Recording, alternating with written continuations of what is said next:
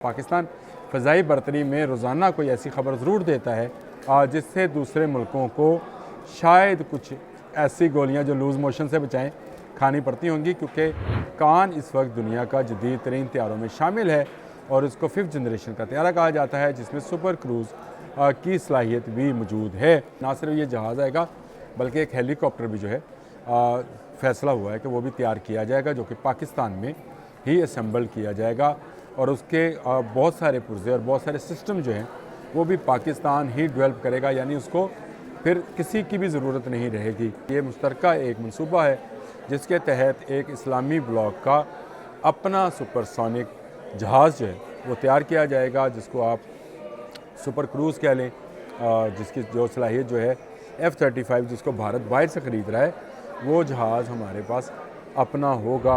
बिस्मिल्लाहिर्रहमानिर्रहीम, बोलते कालम के साथ मैं आमिर रज़ा खान। और सुपर क्रूज़ की सलाहियत वाला जहाज़ जो है, हवाई जहाज़ जो जंगी जहाज़ है, वो पाकिस्तान में बनेगा। इसको अगर मैं इस्लामिक सुपर क्रूज़ जहाज़ कहूँ तो गलत नहीं होगा। जी हाँ, बिल्कुल पाकिस्तान और तुर्की के मबैन एक मुआहदा तय पाया है, जिसके तहत कान जो उसका बेहतरीन तैयारा है उसकी टेक्नोलॉजी जो है पाकिस्तान में आहिस्ता आहिस्ता जो ट्रांसफ़र की जाएगी और जिसके बाद यही जहाज़ जो है पाकिस्तान में बनेगा। पाकिस्तान फ़ज़ाई बरतरी में रोज़ाना कोई ऐसी ख़बर ज़रूर देता है जिससे दूसरे मुल्कों को शायद कुछ ऐसी गोलियां जो लूज़ मोशन से बचाएं खानी पड़ती होंगी, क्योंकि कान इस वक्त दुनिया का जदीद तरीन तैयारों में शामिल है और इसको 5th जनरेशन का तैयारा कहा जाता है, जिसमें सुपर क्रूज़ की सलाहियत भी मौजूद है। ये तुर्की और पाकिस्तान का फ्यूचर में प्लान है। 2 साल पहले इस पर बात शुरू हुई थी, जिसके बाद ये टेक्नोलॉजी जो है इसको लेने के लिए एक और इजलास हुआ है, जिसमें तमाम तुर्किया की वो कंपनीज जो इस जहाज़ को बनाने में के लिए काम करती हैं वो शामिल हुई। 32 टोटल कंपनीज थी जिनका जो है एक इजलास मुनक्कद हुआ, जिसमें यह तय पाया कि आहिस्ता आहिस्ता इसमें लगा अमेरिकन इंजन भी रिप्लेस कर दिया जाएगा, क्योंकि नेटो का रुकन होने की वजह से कान को बिना पूछे उसके इंजन को किसी और मुल्क को फ़रोख्त नहीं किया जा सकता। तुर्किया उसका पाबंद है, लेकिन अब तुर्की ने कान का इंजन जो है उसको ख़ुद बनाने का फ़ैसला किया है। ये बहुत बड़ी बात है कि तुर्की जो है वो फुली एक डेवलप्ड जहाज़ जो है वो बना रहा है और उसकी टेक्नोलॉजी पाकिस्तान को भी ट्रांसफ़र होगी। और इसके इस सिलसिले में जो है इजलास जो है जॉइंट एक्शन कमेटी का वो मुनक्कद हो चुका है। ना सिर्फ ये जहाज़ आएगा बल्कि एक हेलीकॉप्टर भी जो है फ़ैसला हुआ है कि वो भी तैयार किया जाएगा, जो कि पाकिस्तान में ही असम्बल किया जाएगा और उसके बहुत सारे पुर्जे और बहुत सारे सिस्टम जो हैं वो भी पाकिस्तान ही डेवलप करेगा, यानी उसको फिर किसी की भी ज़रूरत नहीं रहेगी। और ये जहाज़ आने के बाद F-16 तो गयो, यानी F-16 से बहुत आगे की चीज़ है ये। जो F-35 है या S-35 है या C-35 है, उसकी रेंज का एक जहाज़ है जो कि पाकिस्तान अपने मुल्क के अंदर तुर्की की मदद से तैयार करेगा।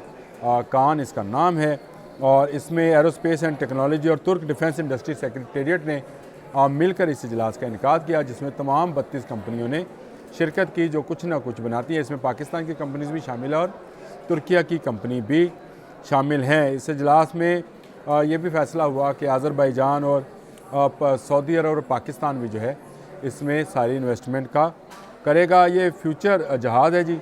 लंबाई इसकी 21 मीटर है, विंग इसके 14 मीटर चौड़े हैं और हाइट इसकी 6 मीटर है।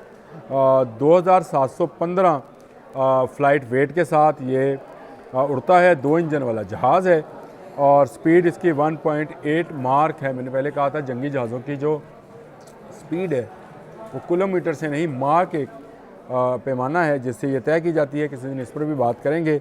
और सर्विस सीलिंग इसकी 55,000 फुट है, यानी 55,000 फीट की बुलंदी पर भी ये इसी रफ्तार से जाएगा। और इसमें सुपर क्रूज़ शामिल है, जो कि किसी मिसाइल की फिर रेंज में ये जहाज़ नहीं आने वाला है।